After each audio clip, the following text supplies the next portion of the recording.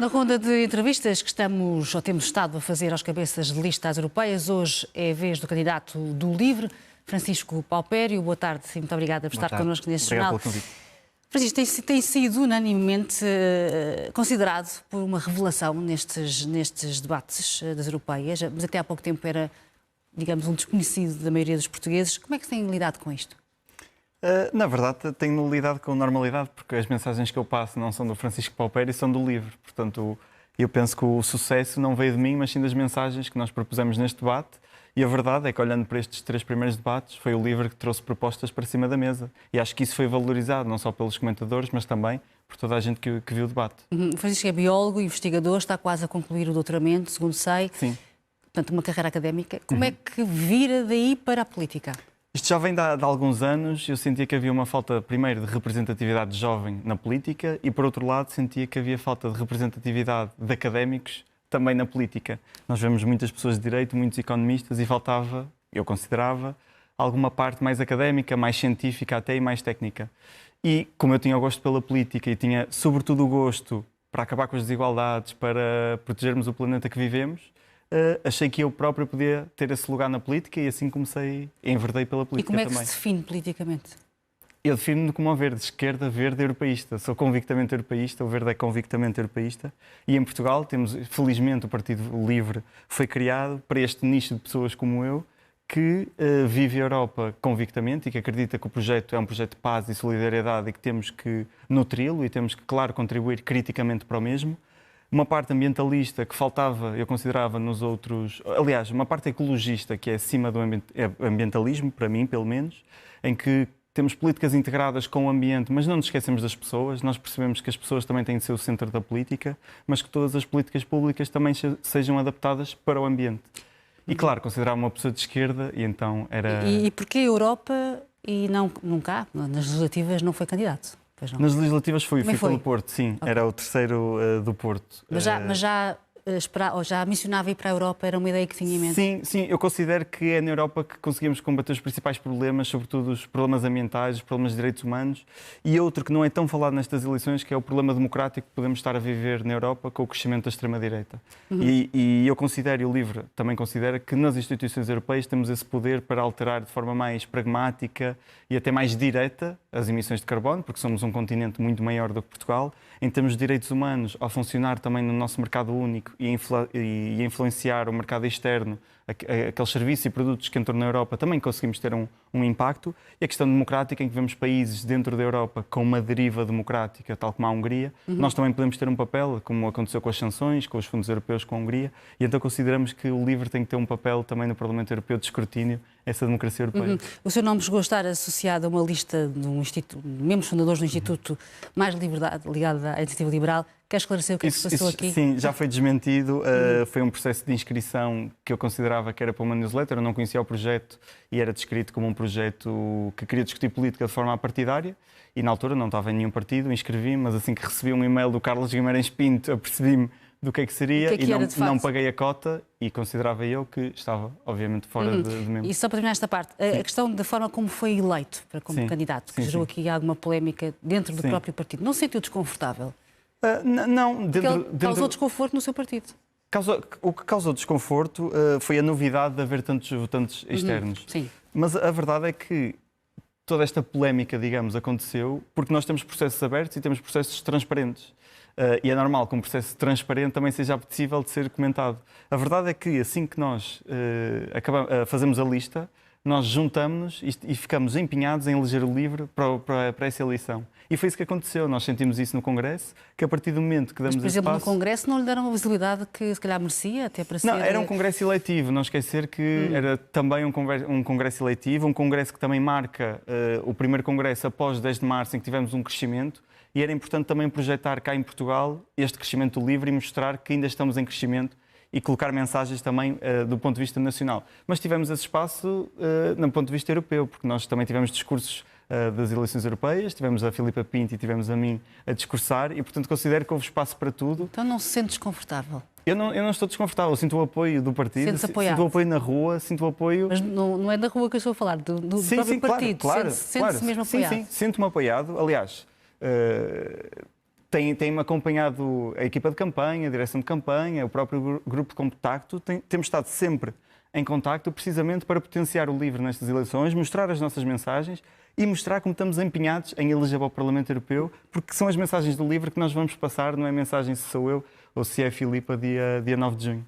E espero que os dois sejamos eleitos até dia 9 de junho. Era isso que lhe começava por perguntar. Sim. As últimas sondagens, embora enfim, as sondagens são o que são nesta altura, mas mostram que pode nem sequer ser eleito. Mantém essa meta dos 2 deputados?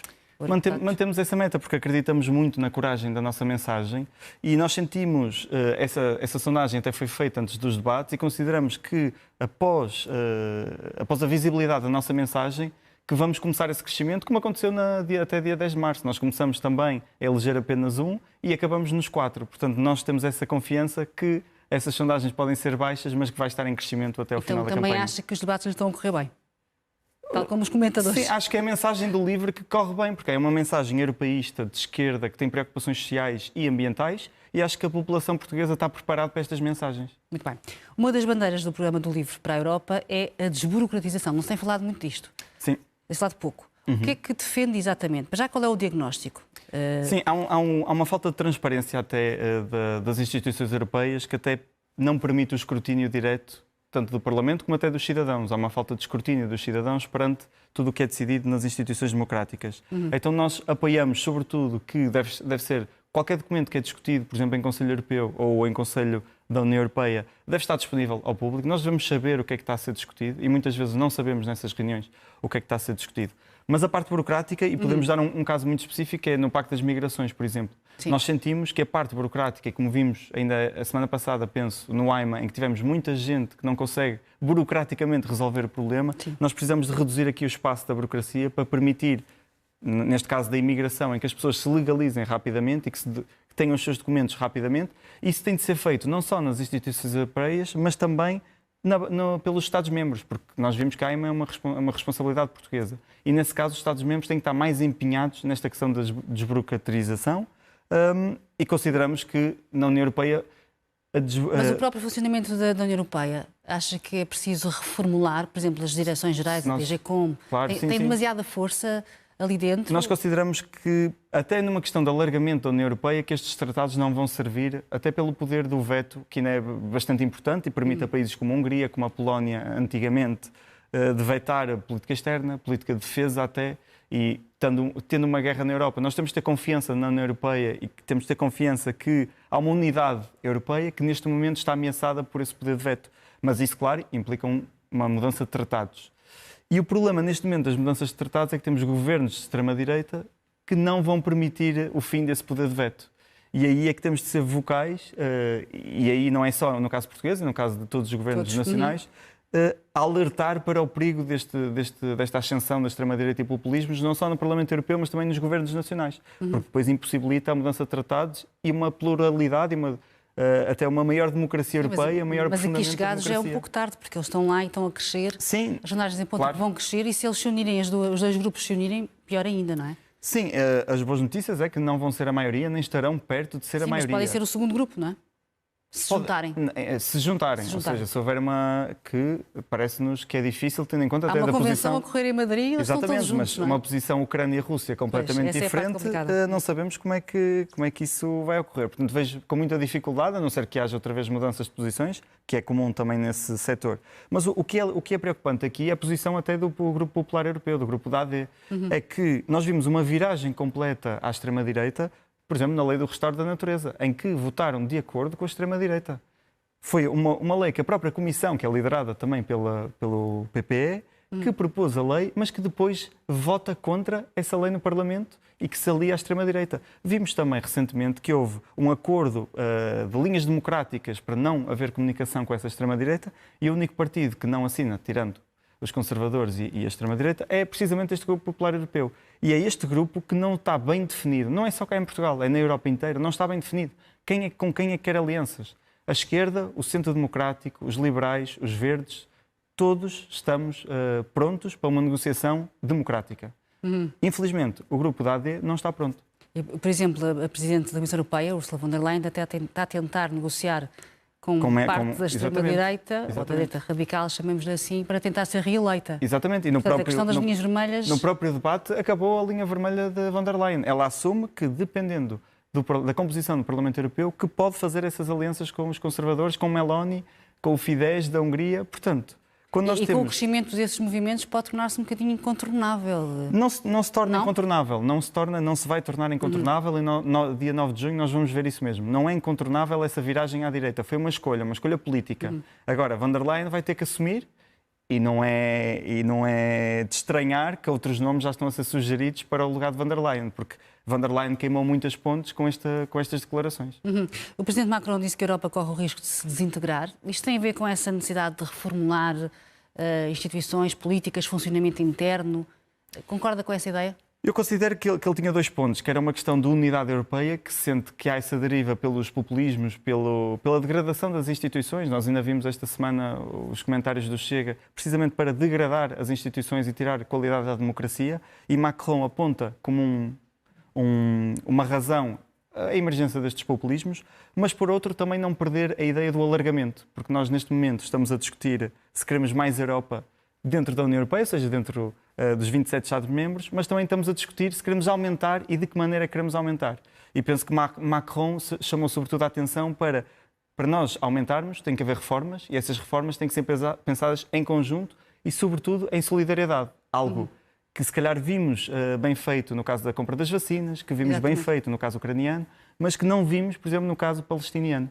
E é isso que os Verdes e o LIVRE defende, é que nós temos de ser mais vocais na defesa dos direitos humanos, na defesa do ambiente e, sobretudo, na defesa da democracia. Vamos a uma questão que não tem sido muito falada, que é a questão da energia. O custo elevado da energia na Europa está a prejudicar, está a fazer a Europa perder competitividade em grande força, não é? E nos Verdes, o grupo a que o Francisco vai ficar incluído, há várias posições sobre isto.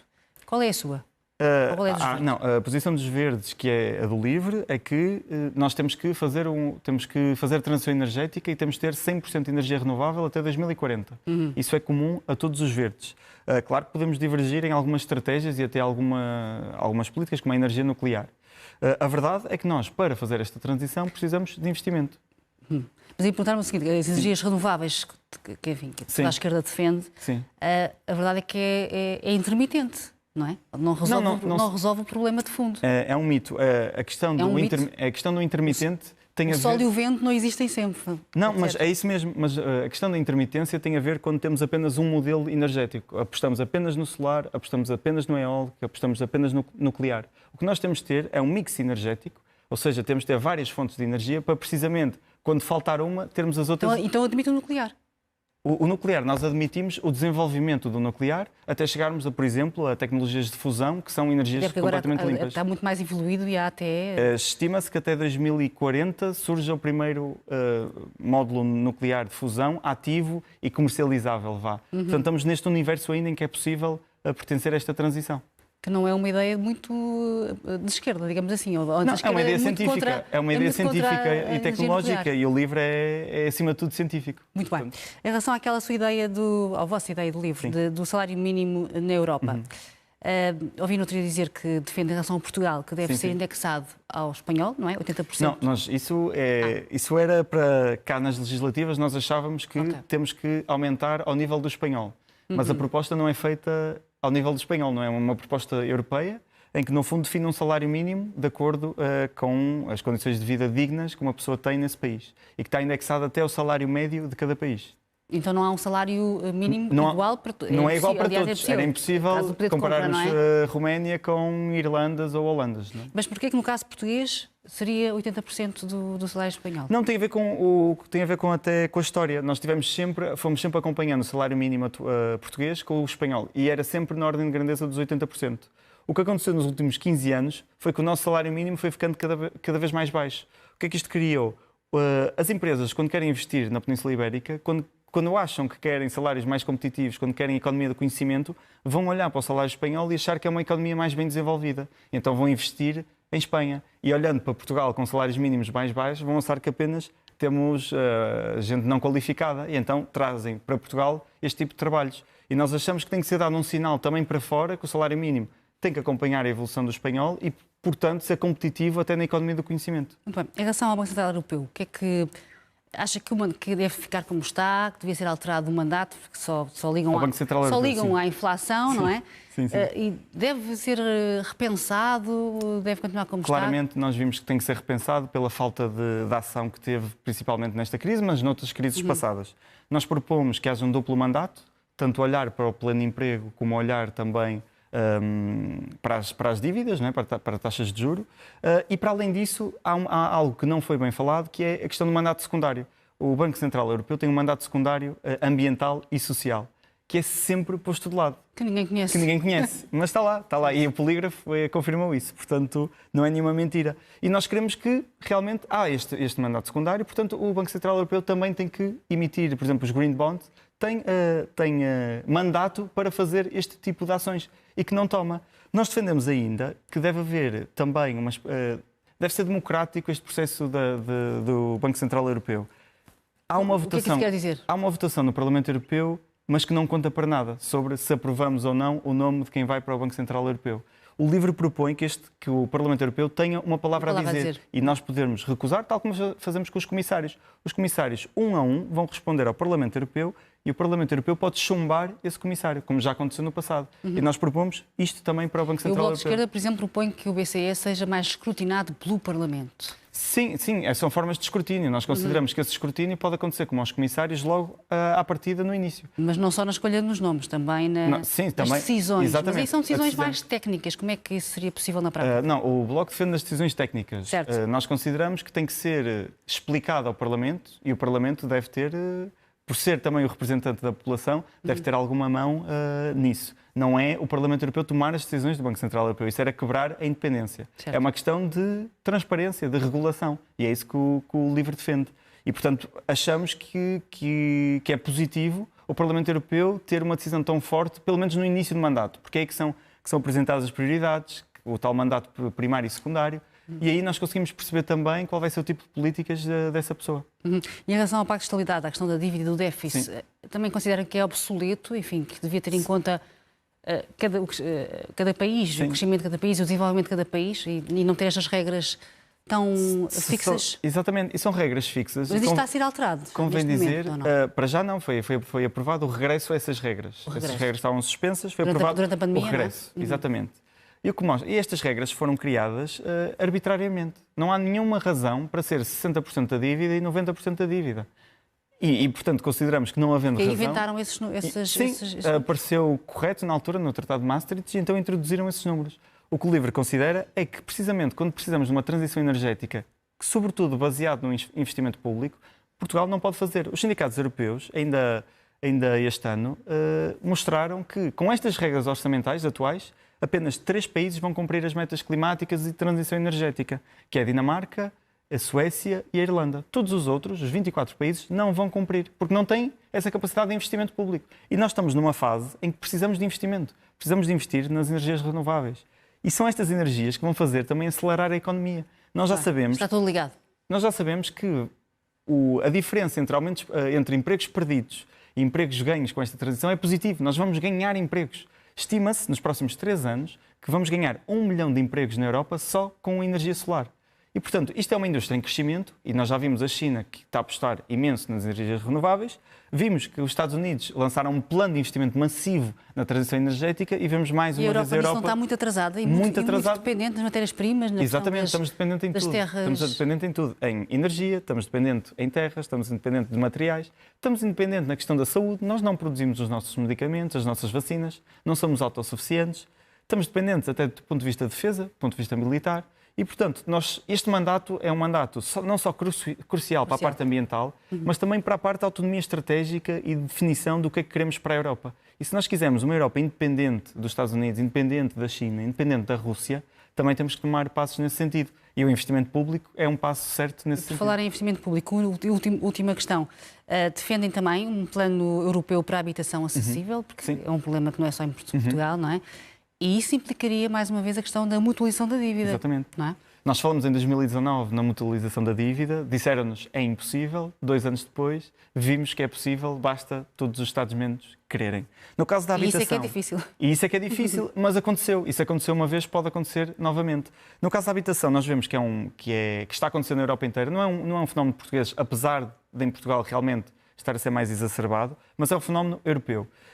E Portugal foi muito inteligente até na forma como fez o PRR, que apesar da habitação ser uma componente nacional, não ser uma componente europeia, nós temos no nosso PRR investimento da reabilitação de casas para arrendamento acessível. Ou seja, nós conseguimos usar estes instrumentos europeus para reabilitar casas e nunca houve em Portugal tanto investimento para habitação pública. O que o LIVRE pretende neste próximo mandato é que sejam dados fundos também neste sentido para que possamos fazer isso em mais países e continuar esta reforma e reabilitação de casas em Portugal, especialmente de habitação pública para arrendamento acessível. Francisco, são muitas metas e muito ambiciosas. Acredita mesmo que vai conseguir fazer a diferença no Parlamento? Acreditamos muito que conseguimos fazer esta diferença. Temos de ter a coragem política, primeiro, de as assumir, e nós vemos que os outros partidos não assumem essa coragem e essas metas, e depois, claro, se nos for dado esse mandato, vamos trabalhar todos os dias e mostrar todos os dias que é possível atingir todas estas metas. Muito bem, Francisco, muito obrigada por esta convite. entrevista. Muito obrigada. Obrigado.